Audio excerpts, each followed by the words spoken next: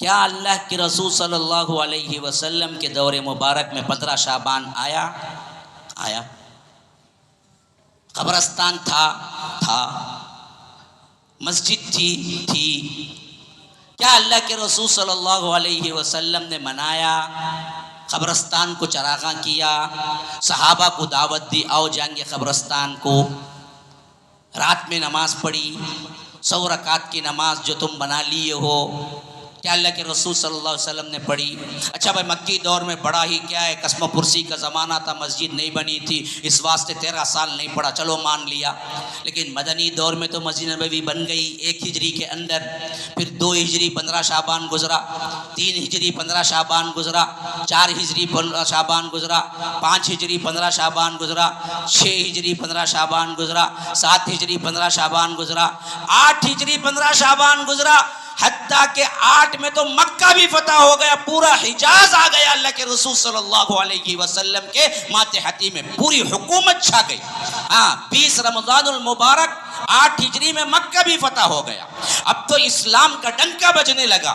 پھر 9 ہجری آیا، اس کا 15 شعبان میں کم از کم کیا کہ دیکھو بھئی اب تو ہم نے جو کام کے لیے آئے تھے، مکہ بھی فتح ہو گیا، مدینہ بھی فتح ہو گیا، اطراف و اکناف کے تمام قبائل بھی اسلام قبول کر لیے اور تمام جگہ اسلام کا ڈنکا بجنے لگا۔ اب تو ہم بڑے ہی خوش اخلاقی سے بہت بڑے شاندار طریقے سے چراغاں کریں گے، اور جو بقی کا قبرستان ہے اس کو ہم بھر دیں گے پورے لائٹنگ سے، پھولوں سے، اور صحابہ کو دعوت دیں گے کہ آؤ بھائی سب کے سب آ جاؤ، ہم دراصل آج قبرستان جائیں گے اور سیدھے اس کے بعد مسجد نبوی آ جاؤ، ہم 100 رکعت کی نماز پڑھ لیں گے۔ کرے ایک روایت لاؤ، ایک لفظ لاؤ، ایک لفظ، کہیں سے تاریخ کا نہیں، حدیث کا نہیں، کہیں سے بھی ایک لفظ لاؤ کہ اللہ کے رسول نے اس دن کوئی اہتمام کیا، پھر تو ہم بھی مان لیتے ہیں کہ ہاں جی اہتمام کرنا چاہیے۔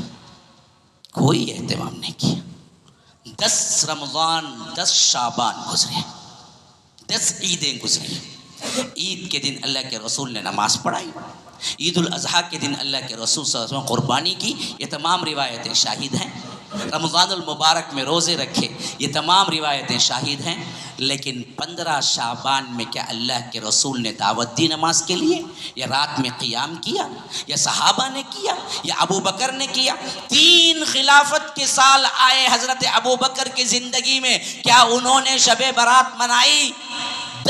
15 شعبان آئے حضرت عمر کی زندگی میں، کیا انہوں نے قبرستان گئے اور وہاں پر کچھ نہ کچھ کیا اور قبروں کے لحاظ سے وہاں پر دعائیں کی، پھر آ کے 100 رکعت نفل نماز پڑھی؟ حضرت عثمان کے دور میں 12 سال آئے، 15 شعبان آئے، کیا حضرت عثمان نے کیا؟ حضرت علی کے دور خلافت میں 5 یا 4 آئے، حضرت امیر معاویہ رضی اللہ عنہ کے زمانے میں 20 سال تو 15 شعبان آئے، کسی صحابی نے نہیں کیا۔ اب تم خود ایجاد کر لو ادھر ادھر کی کیا ہے منقطع ضعیف روایتیں شامل کر کے لوگوں کو بہکاؤ کہ دیکھو بھائی اس دن تو جو ہے ایسا ہے ویسا ہے، ایسا کر لیں گے ویسا کر لیں گے، تمام گناہ معاف ہو جاتے۔ جتنی روایتیں پیش کی جاتی ہیں سب ضعیف منقطع روایتیں ہیں، اور نہ کسی نے منایا، نہ صحابی نے منایا، نہ اللہ کے رسول صلی اللہ علیہ وسلم نے منایا۔ ہاں یہ بات ثابت ہے کہ اللہ کے رسول صلی اللہ علیہ وسلم ایک مرتبہ جب قبرستان گئے تو اماں عائشہ کہتی ہیں کہ میں نے دیکھا کہ اللہ کے رسول صلی اللہ علیہ وسلم بستر پہ نہیں تھے، تو مجھے شک ہوا کہ کہیں دوسری بیوی کے پاس بھی گئے ہوں گے، اس اعتبار سے میں نے پیچھا کیا تو اللہ کے رسول بقی کے قبرستان میں تھے، اور جب واپس آئے تو میں بھی جلدی دوڑتی آ گئی تاکہ اللہ کے رسول صلی اللہ علیہ وسلم کی نظر نہ پڑے۔ تو اللہ کے رسول اندر آئے تو اماں عائشہ کی سانس پھولی ہوئی تھی، تو اللہ کے رسول نے پوچھا کہ عائشہ کیا تم نے میرا پیچھا کیا؟ کہا کہ اللہ کے رسول ہاں، تو اللہ کے رسول صلی اللہ علیہ وسلم نے فرمایا کہ عائشہ کیا تمہیں رسول سے خیانت کا اندیشہ ہے؟ یعنی تم نے یہ سوچا کہ میں تمہاری باری پہ دوسری بیوی کے پاس جاؤں گا؟ کہا کہ اللہ کے رسول مجھے خیال آ گیا ایسے ہی، بس یہ ایک روایت کو لے کر جوڑ دیا گیا کہ اللہ کے رسول صلی اللہ علیہ وسلم اس دن جو قبرستان گئے تھے وہ دراصل کیا تھا، 15 شعبان کی رات تھی۔ اور دوسری روایتیں جھوٹی طور پر ترمذی وغیرہ میں ہے جو کہ جوڑ دیا گیا ہے، علماء کہتے ہیں کہ موضوع اور منقطع روایتیں ہیں۔ اس میں کیا بات ڈال دی گئی، اس دن جو کوئی فرمایا کہ عائشہ میں اس واسطے قبرستان گیا کہ اس رات اگر کوئی آتا ہے قبرستان پھر اس کے بعد اتنی رکعت نماز پڑھتا ہے تو اللہ تبارک و تعالی اسے جہنم سے آزاد کرتا ہے، فلاں ہے فلاں ہے، اس طرح کی ضعیف تر روایتوں کو لا کے شامل کر دیا۔ حالانکہ بخاری کے اندر صحیح تر روایت صرف اتنی ہی ہے کہ اللہ کے رسول صلی اللہ علیہ وسلم قبرستان گئے اور اماں عائشہ نے خیال کیا کہ کہیں دوسری جگہ گئے ہوں گے، واپس آئے تو اماں عائشہ کی سانس پھولی ہوئی تھی۔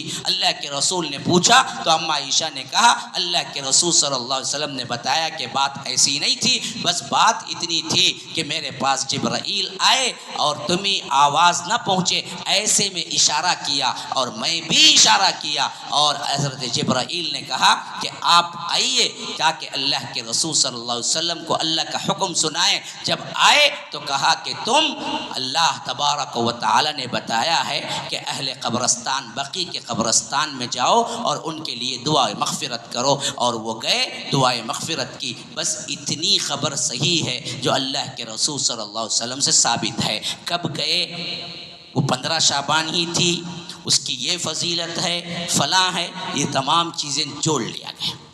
اتنی بات ہے کہ گئے تھے اور وہ منانے کے اعتبار سے نہیں تھا، بلکہ اللہ کے رسول کبھی بھی جاتے تھے، کئی اوقات گئے ہیں، اور جب بھی گئے ہیں، جب دعائے مغفرت کے لیے گئے ہیں، تم بھی جاؤ کبھی بھی۔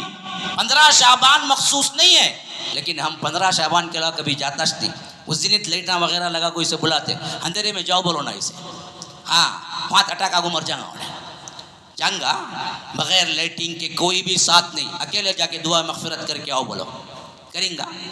جانا اکیلے اس طرح گئے تو پھر کیا ہے، دل کے اندر کیا ہوگا، خشیت طاری ہوگی، ارے کتنے بڑے بڑے لوگ تھے، کیسے کیسے لوگ ہیں، سب مر گئے، گھپ گئے، آج کوئی پوچھنے والا نہیں ہے۔ میری بھی یہی حالت ہوگی، موت کی یاد کے لیے جاؤ بولے تو وہاں لائٹنگ لگا کو وہاں میٹنگ پوائنٹ رکھتے، لڑکے لڑکیاں ہمارے ہاں وغیرہ تو ماشاء اللہ اللہ تعالیٰ ہی توفیق دینے والا ہے، کئی لوگ ملنے کی میٹنگ پوائنٹ رکھتے کہ قبرستان کو وہاں آ جاؤ، وہاں ملیں گے رات میں بول کے، وہاں بھی گناہ کرتا آ کے بدبخت، ہاں کون سی نیکی کرے گا جی، اور اس کو بنا لیا سنت۔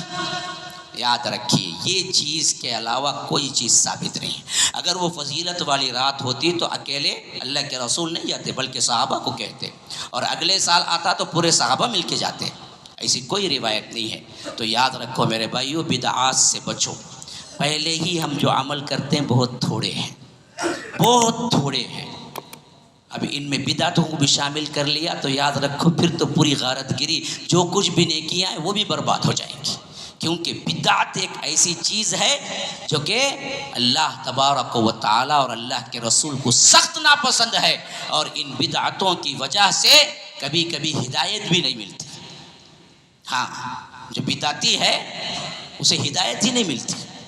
اس اعتبار سے آپ لوگ وہ کام کرو جو سنت سے ثابت ہے، جو ثابت نہیں ہے اس کو کبھی نہ کرو۔